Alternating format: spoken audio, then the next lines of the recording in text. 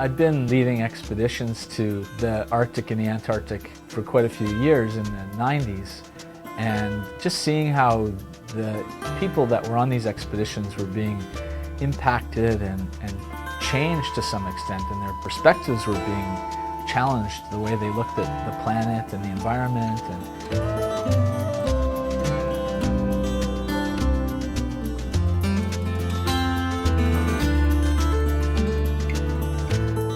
Imagine if we could be taking youth at the beginning of their life on these expeditions, how that would really change their perspectives at a critical time in their lives and even to some extent define their future. Up until late 90s, there was nothing, no opportunities to take high school students in particular to the polar regions. Initially, a lot of people said that it was the craziest thing they'd ever heard of. But then we started getting some support. Well, I definitely remember that first expedition and the whole process leading up to that. The whole thing was new in many ways. Yeah, that first trip was just amazing to watch it happen and watch a dream come to reality.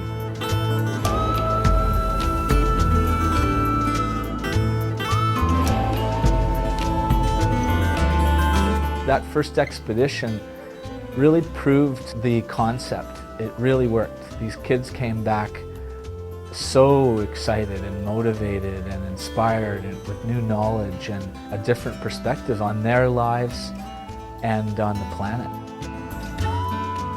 We've kept in touch with those kids from that very first expedition, and they've gone on to do great things. It's very inspiring, you know. I think just my entire perspective on life, my goals have changed. Even just the way that I look at the environment and stuff now, being in a place that's not influenced by people, and it's like being in another planet. What humans have done to the world is terrible, because we've taken over the rest of the planet. We really need to preserve this continent. When they see things and touch things, it makes it much more real and personal. And it also connects them to the issues. When they stand on a glacier, which is melting under their feet, literally, or when they look into the eyes of a polar bear that's on a rocky island because there's no ice for 100 miles. In those moments, things like global warming become real and personal for them. We'd hope they'd foster a greater respect for the planet and in turn foster some new skills and understanding of how the global ecosystem works and a reverence for the planet, so they'd go home and do something about it in their communities around the world. When we first started Students on Ice 8 years ago, issues like climate change and global warming were not front and center like they are today. And in those 8 years, we've literally been seeing those changes with our own two eyes on our journeys. And those issues have become central to the Students on Ice mission. Climate change has become one of the central themes of our education program. It's never been more important to be motivating and engaging the youth for the challenges that our planet's facing.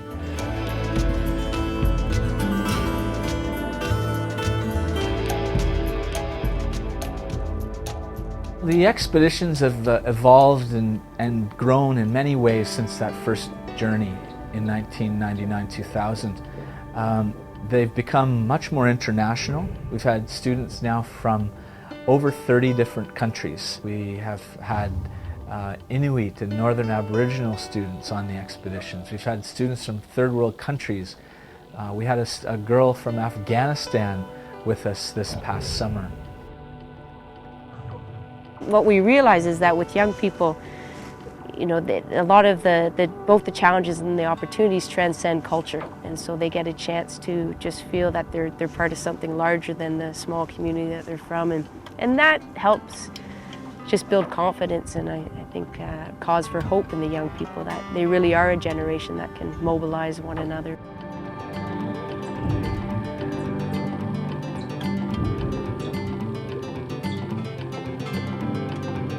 And we hope eventually to have the expeditions 100% supported and funded. It also really allows us to focus on students that are coming for the right reasons.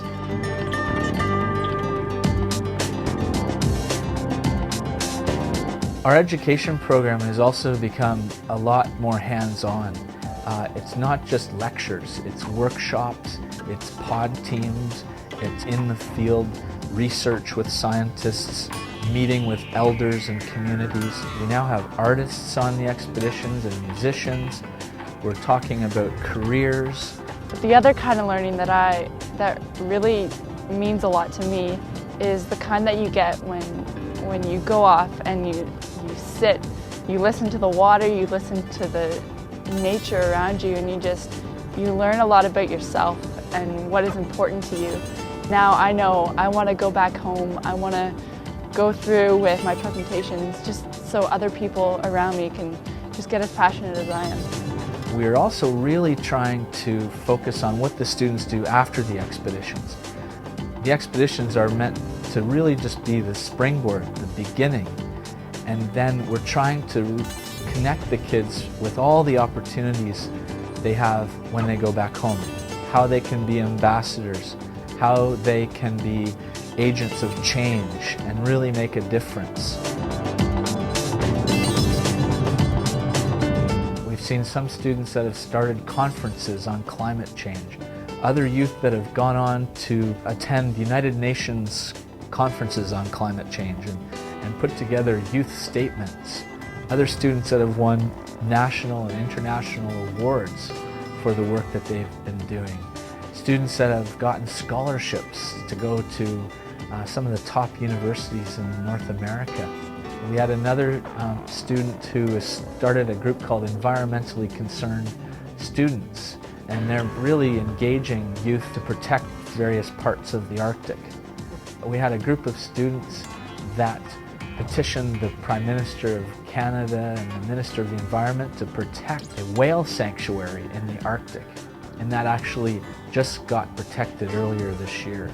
This is a remarkable day for nature and reflects a tremendous amount of work by the communities of Clyde River and Kikik-Tarjua, organizations like Students on Ice, Burst Ice Canada, Nature Canada. Today I'm pleased to announce the creation of 3 new national wildlife areas that will protect key habitat on and around Nunavut's Baffin Island. We're talking about protecting a significant population of bowhead whales. It shows the power of the youth voice when it's used properly.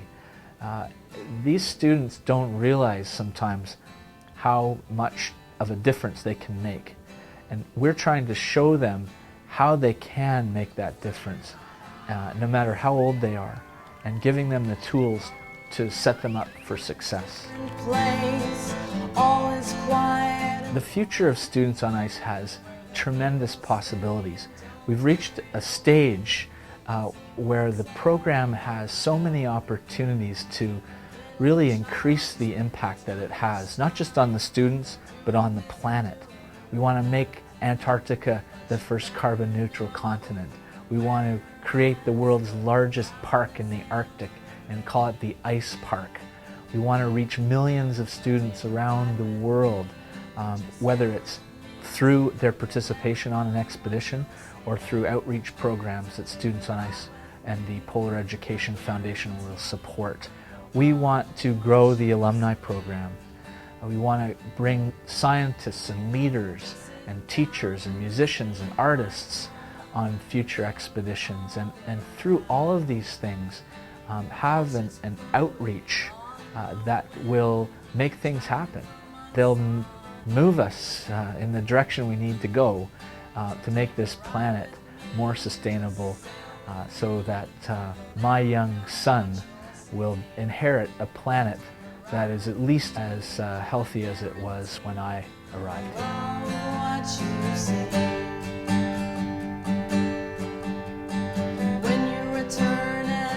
Students on Ice has come a long way in 8 years. We have a lot further to go. We've got a lot more that we want to do. And with continued support from these incredible people and organizations around the world, we're going to get there. And I'm really excited about the future.